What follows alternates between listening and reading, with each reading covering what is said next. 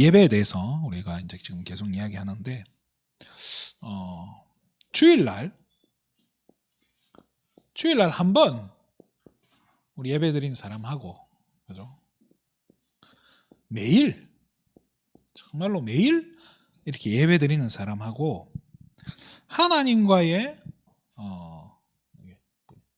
친밀도죠. 누가 하나님하고 더 친근하겠습니까? 아무리 가까워도 그렇잖아요. 늘 붙어 사는 사람하고 어쩌다 그러니까 가깝긴 해도 또 이렇게 가족하고 우리 밖에 있는 친구들은 다르잖아요. 그죠? 아무리 친하다 해도 가족하고는 다른 거예요. 왜? 가족은 매일 보니까요. 하나님과의 어떻게 보면 이 예배는요, 하나님과의 관계를 유지하는 키예요. 자, 이게 뭐예요? 하나님과의 나와의 관계, 하나님과 나와의 이 친밀함, 어떻게 보면은 이렇게 생활화되는 거예요. 그래서 사단은 어떻게든 예배만 실패하게 만드는 거예요. 이게 진짜 이렇게 사단이 제일 싫어하는 게 예배드리고, 또 뭐 여자들이 제일 싫어하는 얘기가 남자들이 군대 갔다 온 이야기를 하더라고요. 그것보다 더 싫어하는 이야기가 있대요. 그게 뭐냐면 군대에서 축구한 이야기, 이걸 더 싫어한다더라고요. 사단이 제일 싫어하는 게 예배고, 그것보다 더 싫어하는 건 예배 시간에 예수 이름 가지고 기도하는 것. 더 싫어할 겁니다. 마귀 입장에서는 이게 너무너무 싫은 거예요. 그래서 우리가 굳이 하나님 자녀까지 돼서 마귀가 기뻐하고 좋아하는 일을 할 필요가 있겠냐는 거예요. 그럴 필요가 없는 거예요. 그렇잖아요. 마귀를 기쁘게 해서 무슨 유익이 우리에게 있겠습니까? 그죠? 그래도 참 우리가 이게 체질이 마귀 자녀 체질이잖아요. 그게 있다 보니까 마귀를 기쁘게 해도 내 마음이 좀 기뻐요, 사실은. 그렇잖아요. 운전하시는 분 알 거예요. 운전하는데 이 보복 운전이 요즘 하면 안 되잖아요. 그 옛날에는 이렇게 진짜 막 하잖아요. 막 조금 마음에 안 들고 그러면 막 바로 앞에 가가지고 막 급브레이크 밟아버리고 이러거든요. 저는 안 그랬겠습니까? 저는 뭐 20대 때 교회차 끄고 다니면서 얼마나 그렇게 많이 했겠습니까? 그 보복 운전을 하고 나면은 그때 오는 그 쾌감, 말하기 좀 그런데 기쁨 뭐 이런 게 있더라고요. 그렇게 기쁘게 해서 내게 무슨 유익이 있냐고요. 그렇잖아요. 나이 먹고 나니까 참 바보 같은 짓이라는 생각이 들어요. 그냥 뭐 그렇게 급하면 보내주고 양보하면 되는 거잖아요. 오늘 제목을요, 하나님과 늘 교제하는 삶이에요. 삶에 대한 부분입니다. 우리 먼저 봐야 될 게 하나님과, 그러면 하나님과 어떻게 만납니까? 하나님을 어떻게 만나죠? 뭐 다른 거 없죠, 그죠? 다른 이름이 없어요. 다른 길도 없고 다른 방법도 없어요. 뭐죠? 이 예수 그리스도 통해서만 우리가 하나님께 갈 수 있는 거예요. 이거를 우리 뭐라고 해요? 구원이라고 그래요. 구원 받아야 되는 거예요. 하나님 만나려면, 그죠? 그 구원을 받으려면은 예수 이름, 예수 그리스도를 반드시 통과해야 되는 거예요. 믿어야 되는 거예요. 그러면서 구원받은 하나님 자녀가 어떻게 되죠? 성령께서 내주하시고, 내주가 뭐예요? 내 안에 거하신다는 거죠. 그죠? 그러면서 동행하시고 인도해 가시는 거예요. 그러면서 이렇게 우리가 하나님과 함께 하는 거예요. 그죠? 하나님 내 안에 계시고 나와 동행하시고 나를 인도해 가신다. 근데 이게 참 우리 마음이 간사한 게 뭐요? 우리 좀 잘 되고 기쁜 일이 생기면 하나님 살아계신 것 같고, 하나님 나를 사랑하는 것 같고, 나와 함께 하시는 것 같고, 나를 통해 역사하시는 것 같고, 어쩌다가 초등학교 앞에 가서 꼬맹이 하나가 예수 이름 영접했어. 그때는 막 진짜 하나님 살아계신 것 같고, 예수는 그리스도. 근데 뭐 일이 잘 안 풀리면 어떡하면 하나님 어디 가는지 안 보이죠, 그죠? 이게 여러분 얘기가 아니고 제 얘기. 그러면서 또 하나님과 소통하는, 하나님을 만나는 통로가, 가장 중요한 통로 중에 하나가 교회라는 거예요. 이게 오늘 본문에 그렇잖아요. 사도의 가르침을 받아 서로 교제하고 떡을 떼며 오로지 기도하기를. 이 뭐 하는 거예요? 교회 와가지고 교제하고 떡을 떼고 오로지 기도하는 게 이게 뭐예요? 예배잖아요. 예배 드리고 그러면서 또 기도하고, 또 46절에는 뭐죠? 날마다 마음을 같이하여 성전에 모이기를 힘쓰고 집에서 떡을 떼며 기쁨과 순전한 마음으로 음식을 먹고, 뭐 교제하고 예배 드리고 기도하고, 이거 뭐예요? 이거 하면서 하나님을 만나는 거예요. 그죠? 그래서 우리는 뭐예요? 구원받은 하나님의, 구원받아서 성령께서 내주 동행 인도하고 계시는 하나님 자녀가 맞기 때문에 우리는 하나님과 교제하는 게 지극히 정상이라는 거예요. 근데 우리 체질이 하나님 떠나 있는 체질이고, 그죠? 마귀 자녀였던 체질이 있기 때문에요. 뭔가 하나님 앞에 가면 이 죄스럽고 이 쭈뼛거리는 그런 마음이 있는 거예요. 할 수 없어요, 그거. 그래서 너무 착한 사람이 구원받기 어렵다 하는 게 그런 거예요. 뻔뻔해야 되는 거예요, 어떤 부분에서는. 아니, 하나님 앞에 나갈 때 뻔뻔한 게 맞는 거예요. 그렇잖아요. 이렇게 아빠가 돈이 있어, 내가 봤을 때. 엄마 몰래 이렇게 숨겨놓은 돈이 있다는 거예요. 그걸 내가 알아. 그건 지금 내게 용돈이 좀 필요해. 아빠 달라고 하면 안 주겠어요? 괜히 가가지고 어깨 한번 주물러 주고, 그죠? 아빠 요즘 막 좀 힘들어 보인다. 내가 좀 주물러 줄게 해놓고는, 요즘에 이것도 문제집도 사야 되고, 사전도 사야 되고, 공책도 사야 되고, 노트도 사야 되고, 그래 뭐 볼펜도 사야 되고, 연필도 사야 되고, 뭐 얘기하면은 돈 안 줍니까? 그 뭐 은근슬쩍 얘기하는 거예요. 하나님 자녀가 하나님한테 나가는 건 그렇게 자연스러우면 되는 거예요. 편안하게. 그런데 무슨 그렇게 아버지가 무서운지 쭈뼛 해가지고, 내가 진짜 나 같은 놈, 난 진짜 우리 아빠 아들 자격도 없어. 무슨 자격이 없다고 맨날 그러고. 만약에 여러분 자녀가 진짜 아버지 저는 아들 자격이 없습니다. 어머니 저는 아들 자격이 없습니다. 그러면 기분 좋습니까 그게? 오히려 더 화나지 않겠어요? 에라이 모자란 놈아.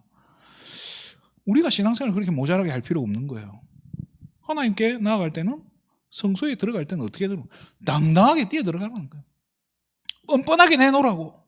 저는 이 천국은 침노하는 자의 것이다, 이게 어릴 적에는 무슨 말인지 모르겠는 거예요. 천국은 침노하는 자의, 침노는 또 뭐며, 어떻게 천국을 침노를 해야 되나?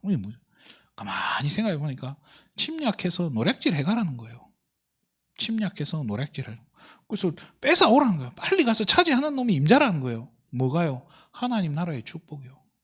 왜 그렇게 했습니까? 그 근거가 되는 게 예수님이 탕자 이야기를 하시잖아요. 탕자가 재산을 자기 분량만큼 먼저 받아가요. 받아갔으면 다음에 받을 수 있습니까? 못 받습니까? 이미 받았잖아. 아들로서 자기 분깃을 받은 거예요. 받았는데 다시 돌아왔어. 거기서 예수님이 이렇게 뭐 다른 이야기 안 하는데 중요한 이야기가 나와요. 반지를 끼워줘라는 말이 나와요. 그게 뭐죠? 원래의 위치로 돌린다는 거예요. 그러면 아버지 돌아가실 때 그 아들한테 안 주겠습니까? 또 나오는 거예요. 그 말이 뭐겠어요? 그 아버지의 재산이 한이 없는 거예요. 어마어마한 거예요. 그러니까 하나님이, 그렇잖아요. 하나님을 우리가 뭐라고 하죠? 전능하다 하지 않습니까? 그 전능하신 하나님께 우리가 나아가서 우리가 막 달라 하는 만큼 받아가면 되는 거예요. 가져갈 수 있는 만큼 가져가면 된다는 거예요. 그렇잖아요. 그게 하나님 자녀예요. 그렇게 뻔뻔하게 하라는 겁니다. 지극히 당연한, 이제는 우리는 그런 뭐를 가지고 있는 거예요? 자격을 갖추고 있다니까요. 내 수준과 내 능력과 관계없이 우리는 그런 자격을 갖춘 자라는 사실 기억하시기 바랍니다. 그러면 그런 생각이 든단 말이에요. 그럼 왜 하필이면 하나님입니까? 왜 하필이면 하나님께 가야 되죠? 왜 우리가 하나님께 나아가야 됩니까? 히브리서 4장 16절에 보면요, 우리가 어디로 나가야 되냐? 은혜의 보좌 앞으로 담대히 나가라라고 이야기해요. 은혜 주시는 분이 누굽니까? 저와 여러분에게 은혜 주실 수 있는 분이 누굽니까? 1만 달란트 빚진 우리를 그 빚을 탕감해 줄 수 있는 분이 누구냐는 거예요. 그렇잖아요. 죄에서 건져 주실 수 있는 분이 누구냐는 거예요. 운명사주팔자 가운데서 끄집어내 줄 수 있는 권세를 가진 분이 누구냐는 거예요. 하나님밖에 없는 거예요. 은혜 주시는 분이에요. 그죠? 은혜의 보좌 앞으로 은혜 주시는 분이, 은혜 주실 수 있는 분이 계시는 자리가 보좌인 거예요. 그래서 거기까지 나갈 때 벌벌 떨면서 나가지 말고 살살 기어서 가지 말고 문 벌컥 열고 발로 뻥 차고 끼어 들어가라 이 말이에요. 당당하게. 자, 이사야 40장 31절 뭐죠? 오직 여호와를 앙망하는 자는 뭘 주신다고요? 새 힘을 주신다는 거예요. 새 힘 주시는 분이 누구냐는 거예요. 저와 여러분에게 새 힘 주실 수 있는 분이 누굽니까? 하나님밖에 없기 때문에 하나님께 나가는 거예요. 그러니까 우리의 머리가요, 우리의 수준이, 우리 방법은요, 어쩔 수 없어요. 자꾸 이렇게 뭐죠? 문제 생기면 사람이 떠올려요. 문제 생기면 이걸 해결할 수 있는 어떤 방법적인 걸 떠올린다니까요. 그러니까 하나님을 안 찾고 하나님 찾기 전에 내가 할 수 있는 방법을 총동원 해본다니까요. 내 지혜, 내 능력, 내 물질 할 수 있는 거 해보고 안 되면 그제서야 어떡합니까? 두 손 두 발 들고 하나님 찾아온단 말이에요. 그런데 가능하면 바로 찾아가라는 거예요. 그러지 말고. 시간 낭비라고 그죠? 새 힘 주실 수 있는 분이 하나님밖에 없는 거예요. 우리가 결혼 전에 어떻습니까? 내가 이 사람하고 같이 살면 이 사람 진짜 나에게 힘을 주는 사람이야. 나 이 사람하고 있으면 너무 행복하고 좋아.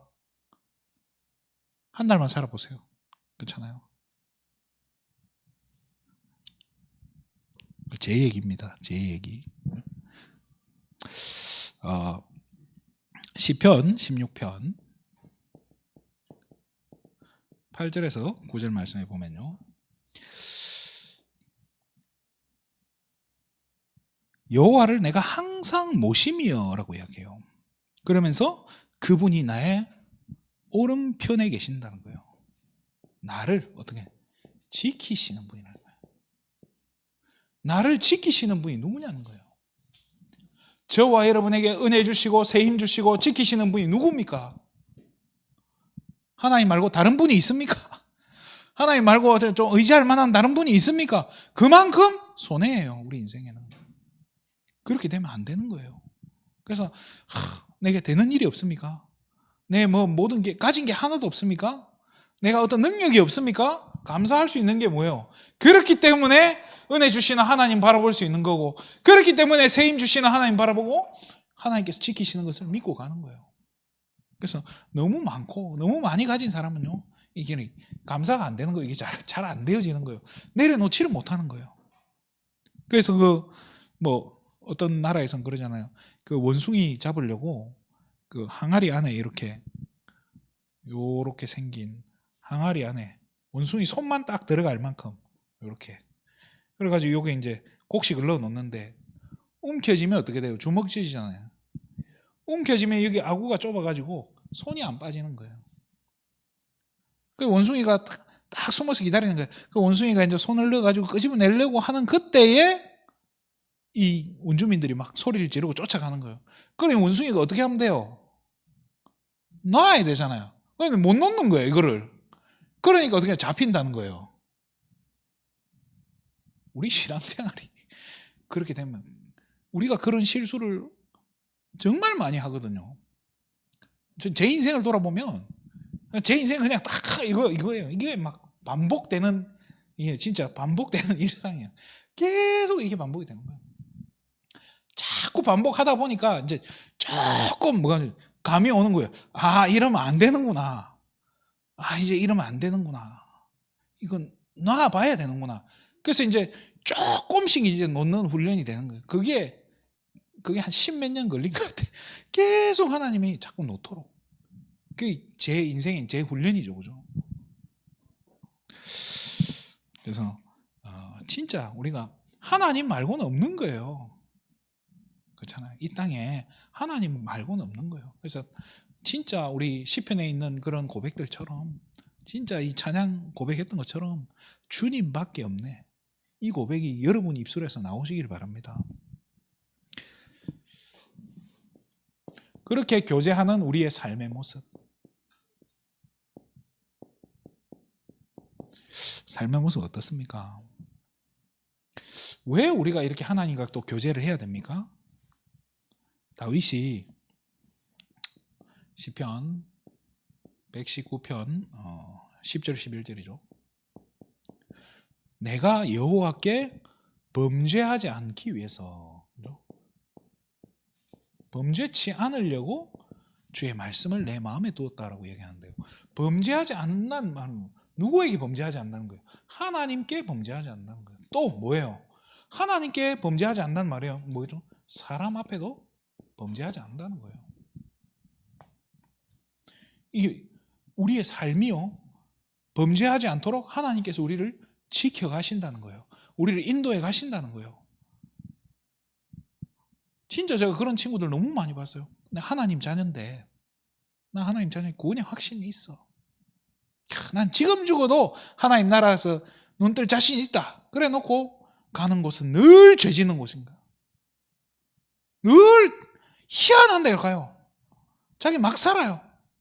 그래 놓고 하는 말이 나는 구원받은 하나님 자녀야. 무섭더라니까요. 그 인생이,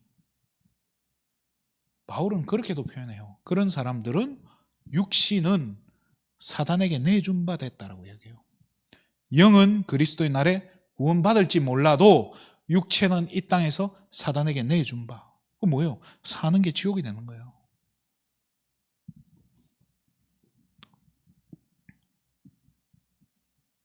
참 무서운 이야기죠. 그런 친구들 중에 어떤 친구는 진짜 안타까운 일을 당하는 거예요. 몰랐어요. 어느 날 그 친구가 죽었다고 연락이 온 거예요. 어떻게 죽었는지도 모른대요. 그냥 길을 가다가 그 친구들하고 막 시비가 붙어가지고, 지나가는 사람하고 부딪혔는데 시비가 붙어가지고 그렇게 맞아서 죽은 거예요. 누가 죽였는지 찾지도 못한대요. 그런 소식을 듣는데 너무 가슴이 아픈 거예요. 그 부모님들은 얼마나 가슴이 아프겠습니까? 그 신앙생활 한다고 이렇게 해왔는데 그 친구는 늘 자기가 막 난 하나님 자녀라면서 막 사는데,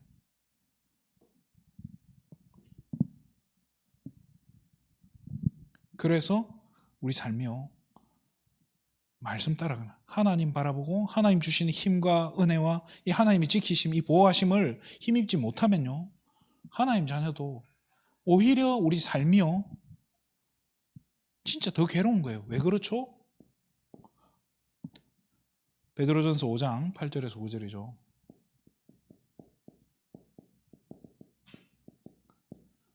사단이요, 마귀가 뭐같이 온다고요? 우는 사자같이. 사자가 어르렁거리면 얼마나 무서운 거예요. 그런데 이 우는 사자같이 어떻게 하려고? 삼키려고 달려든다는 거예요. 삼키려고. 그러니까 사단이 마귀가 우는 사자와 같이 삼키려고 덤벼드는데, 여러분 진짜 잘 생각해야 될게요. 불신자는 삼킬 필요가 없어요. 왜죠? 지 새끼인데 왜 삼켜요? 마귀 자녀잖아요. 마귀 자녀는 삼킬 필요가 없다니까요. 누구만 건드리는 거예요? 하나님 자녀만. 자꾸 실패시키려고요. 자꾸 이렇게 하나님 떠나게 만드는 거예요. 은혜 받지 못하게, 세임 받지 못하게, 하나님 보호하심에서 벗어나게, 스스로 떠나게요. 자꾸 건드리는 거예요. 에베소서 6장 그죠? 13절 같은 거. 마귀가 뭘 쓴다고요? 계를 쓰는 거예요. 진짜 괴상한 뭘 쓰는 거예요? 계략을 꾸며서 우리를 넘어뜨리려고 한다니까요. 이거는 머리가 좋아서, 머리가 좋으면 안 넘어가는 게 아니에요. 이길 수 있는 그런 수준이 아닌 거예요. 사단이 작정하고 덤벼들면요, 누가 그러더라고요. 사기꾼이 마음 먹고 덤벼들면은 못 속일 사람 없다고. 진짜 뭐 근데 이 사기꾼들도요, 진짜 사기꾼들은 딱 그냥 들어갔다 나오고 이런 게 아니라 한 3년 정도 길게 보고 들어가가지고 친해지고 간이고 썰기고 다 빼주고 나서 그래 놓고 막판에 어떻게 해요? 등쳐먹는다 하잖아요. 그 사단은 3년만 보겠습니까? 우리 인생 전체를 가지고도 할 수 있는 게 사단이라니까요. 그래서 우리가 하나님 바라봐야 됩니다.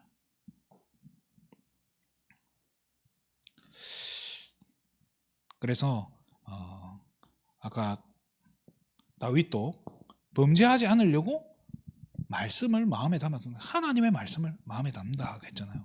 그래서 베드로전서 2장 2절도요. 똑같은 얘기예요. 갓난아이처럼 신령한 젖을 사모해라 라고. 갓난아이, 어린아이가 엄마 젖이면 살잖아요. 갓난아이처럼 그 젖을 사모해라. 신령한 젖이 뭐죠? 하나님의 말씀이에요. 그래서 이 말씀을 통해서 구원받고, 그죠? 어떻게 보면요, 왜 하나님이냐 이런 게 참 의미 없는 질문이라는 생각이 들어요. 이런 질문이 무슨 질문하고 똑같냐면은 방주에 왜 타야 됩니까? 하고 질문하는 거랑 똑같은 거예요. 방주에 왜 타야 되죠? 안 타면 죽으니까. 이유가 없는 거예요. 안 타면 죽는 거예요. 우리 하나님 안 바라보면 사단이 가만 안 놔둔다니까요.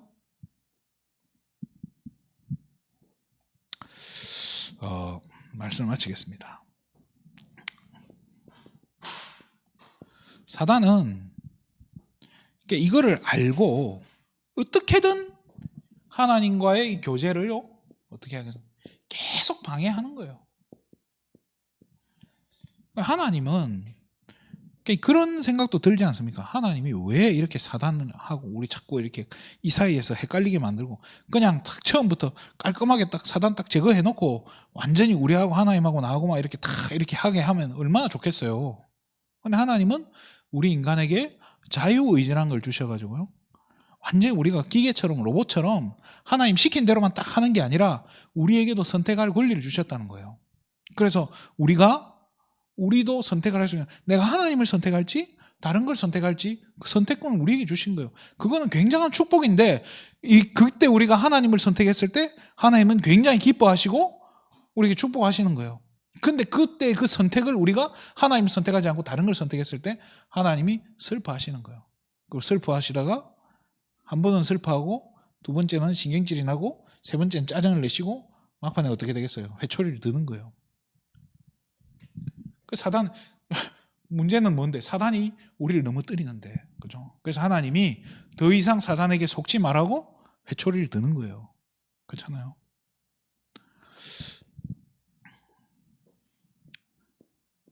요한일서 1장 16절에 보면요, 참 중요한, 16절이 아니죠. 1장 6절이죠.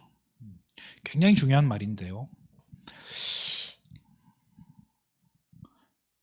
하나님의 사람이 어둠에 행하면, 어둠 속에 행한다면 이게 뭡니까? 하나님의 사람이 빛의 길에 다니지 아니하고 하나님이 원하시는 곳에 가지 아니하고 하나님이 원하지 않는 곳으로 가게 되면 그것은 뭐 하는 자요? 거짓말하는 자요, 진리를 행하지 않는 자다라고 딱 정확하게 이야기하고 있습니다.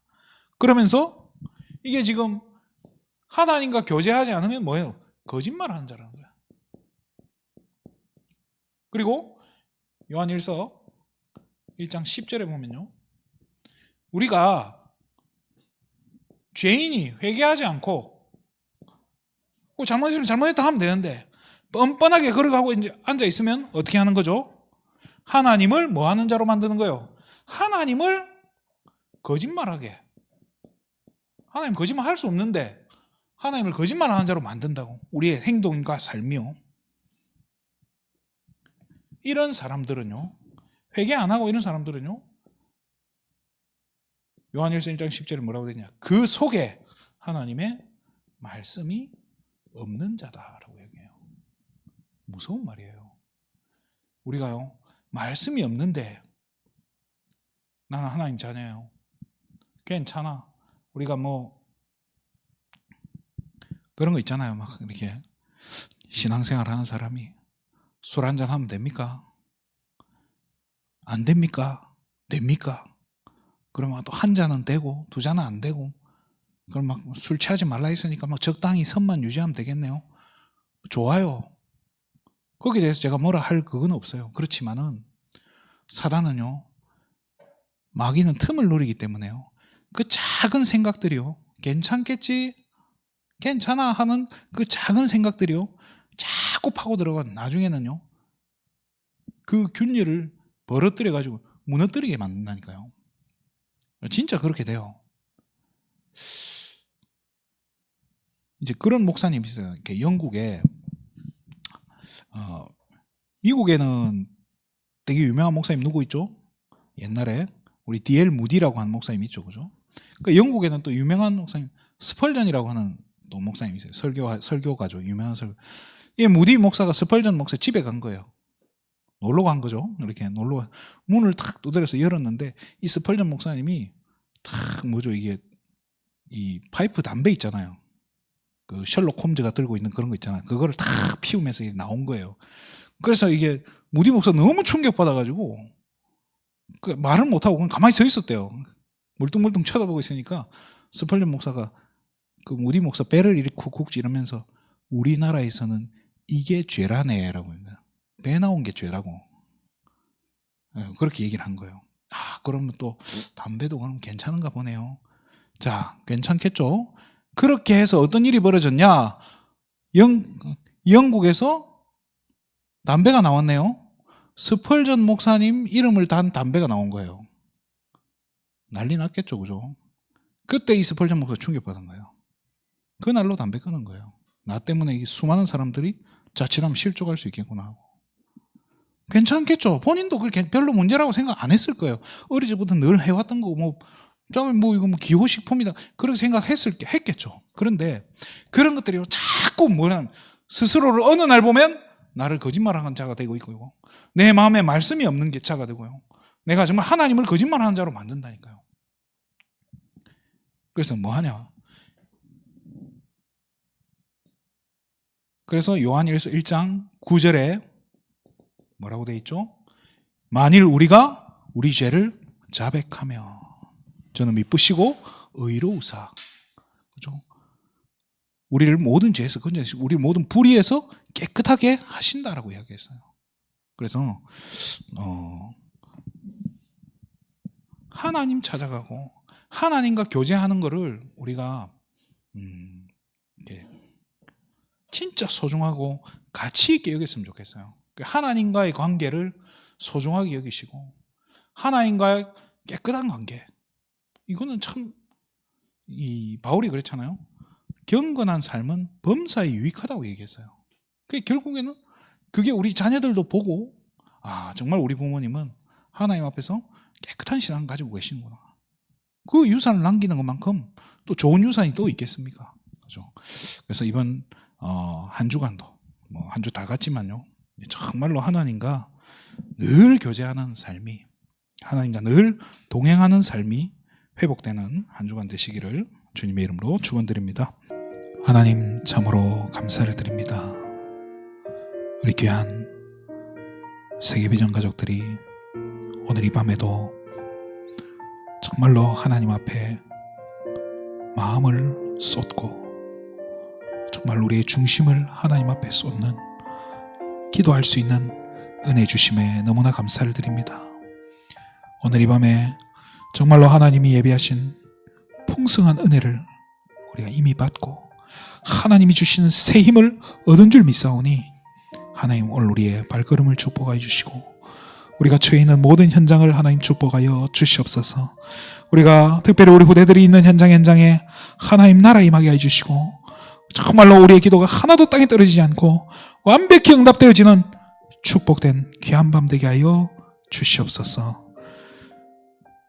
우리 귀한 세계비전 가족들의 입술에서 정말로 예수가 그리스도 되어지는 하나님, 그 고백이 날마다 선포되어지게 해주시고 믿음이 고백되게 은혜를 허락하여 주시옵소서.